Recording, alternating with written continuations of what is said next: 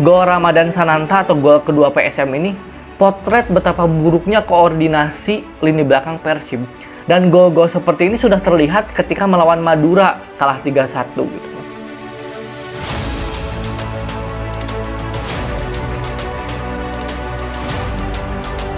Tim sekelas Persib dengan ekspektasi yang tinggi, dengan materi pemain yang bagus, dan bahkan baru saja mendatangkan pelatih yang bagus, tentu saja wajar ketika bermain buruk akan mendapatkan kritikan. Jadi bagi para pemain Persib pun harus menyadari ketika datang ke Persib bahwa resiko dikritik, bahkan dicaci maki di mes itu adalah sebuah resiko yang harus diterima.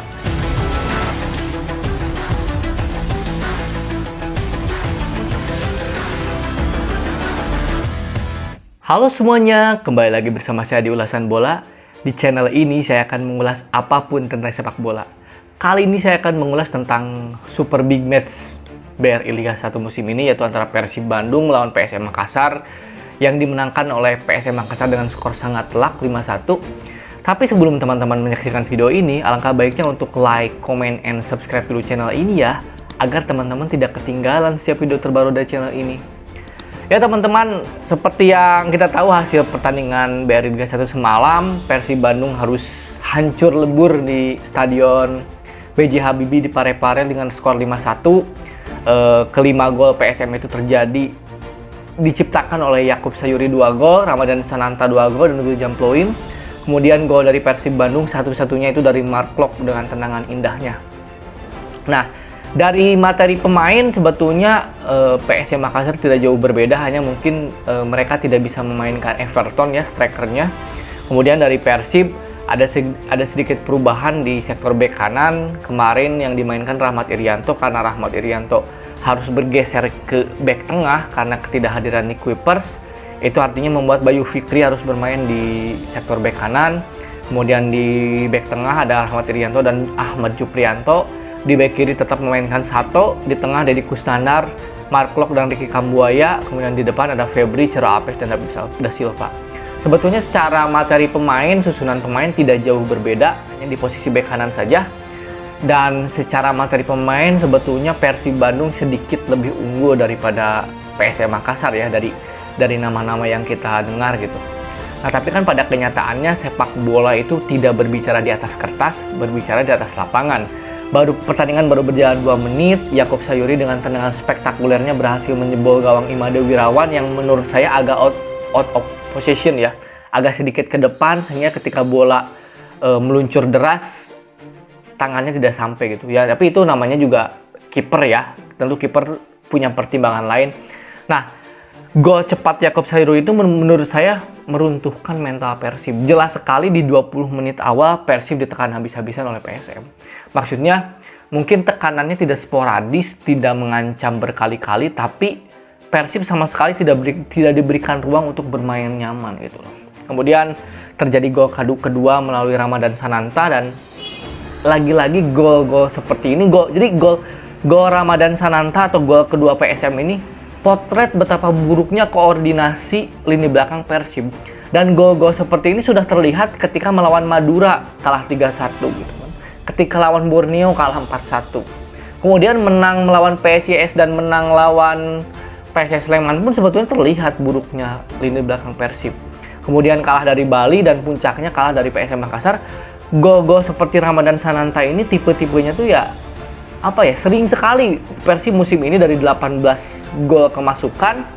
Gol-gol seperti Ramadan Sananta ini cukup sering saya mengamati beberapa kali. Jadi ketika crossing ke dalam, ini bek tengah Persib ini seperti membiarkan pemain lawan itu mudah mencetak gol. Saya juga tidak mengerti ya, pemain sekaliber Ahmad Juprianto bahkan Rahmat Irianto masih miss lah soal yang kayak gini. Harusnya kan ini sebetulnya crossing dari pemain PSM Makassar kemarin yang disambut oleh Ramadan Sananta sebenarnya bisa diantisipasi.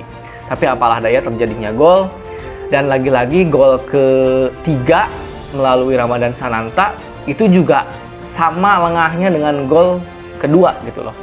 Ketika William Pluim memberikan umpan yang sangat cantik, kemudian bek Persib tidak mampu menghalau Ramadan Sananta dan terjadi gol ketiga. Kemudian gol kelima gol William Pluim ketika Cero Alves menghadang atau menjaga William Pluim yang posturnya lebih tinggi, Ciro Apes malah berdiri di belakang William Pluim sehingga William Pluim dengan mudah menyundul gol ke gawang Made Wirawan. Jadi hal-hal seperti ini tuh apa ya? Gini loh, untuk para supporter Persib atau Boboto jangan salah sangka dulu, dalam arti begini. Tim sekelas Persib dengan ekspektasi yang tinggi, dengan materi pemain yang bagus, dan bahkan baru saja mendatangkan pelatih yang bagus, tentu saja wajar ketika bermain buruk akan mendapatkan kritikan.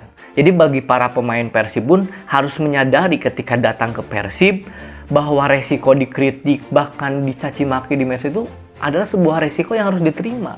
Datang ke Bandung, ke Persib dengan nama besar, dengan reputasi besar, dengan target tiap tahun juara, dengan pressure yang begitu tinggi.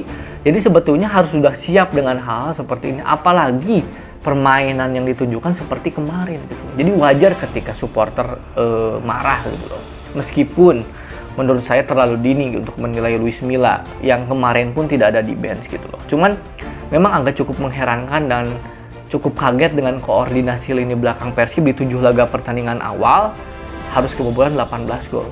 Yang ironis adalah teman-teman, bagaimana di musim lalu Persib menjadi tim terbaik dari segi pertahanan. Dari 34 pertandingan hanya kebobolan 22 gol, jadi tim terbaik. Sementara di musim ini baru 7 pertandingan sudah kebobolan 18 gol. Jadi artinya Persib menjadi tim terburuk saat ini dalam hal pertahanan di Liga 1. Bahkan Persib kalah oleh tim juru kunci gitu loh. Nah, ini menjadi warning menurut saya, ada apa dengan lini pertahanan Persib. Oke, sedikit kita bedah. Kalau ada yang ngomong musim lalu lini pertahanan Persib lebih baik, ya saya harus bilang kalau musim lalu kenapa Persib bermain lebih baik atau lini pertahanan Persib lebih baik? Ada beberapa faktor. Yang pertama, Victor Igbonepo dan Nick Kuipers ditandemkan bersama dan itu sangat berbeda dengan tandem yang kemarin. Yang kedua, penampilan Teja Paku Alam.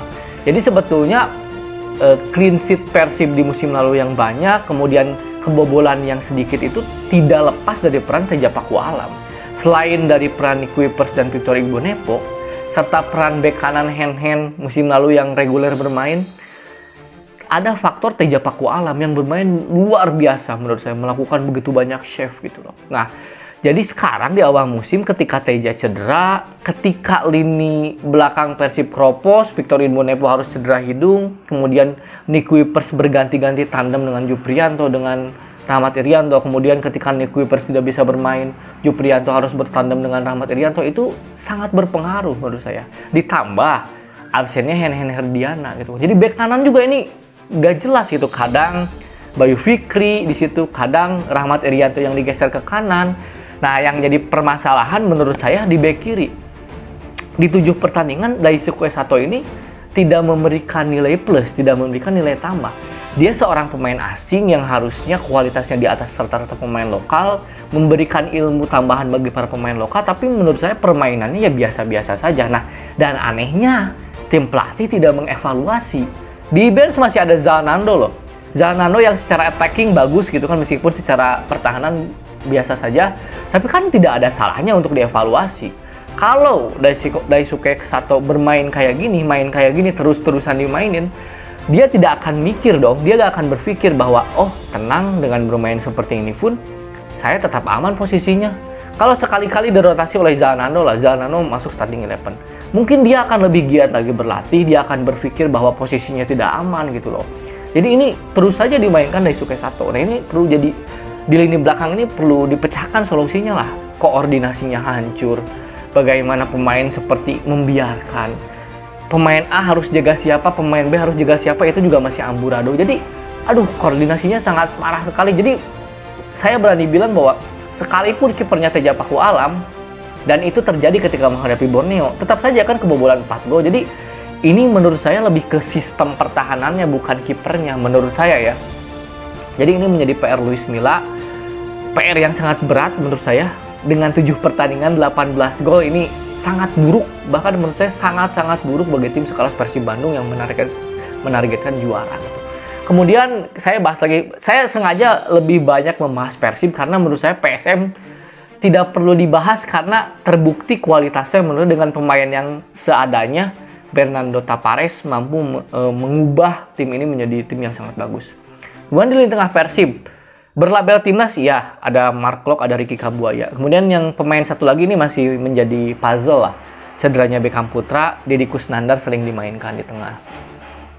Dengan harapan Deddy Kusnandar ini mampu menjadi orang pertama yang menghalau serangan lawan, menjadi penenang bagi para back-backnya gitu kan. Kemudian Mark Klok bertugas sebagai pemain yang membagi bola, yang mengatur ritme permainan.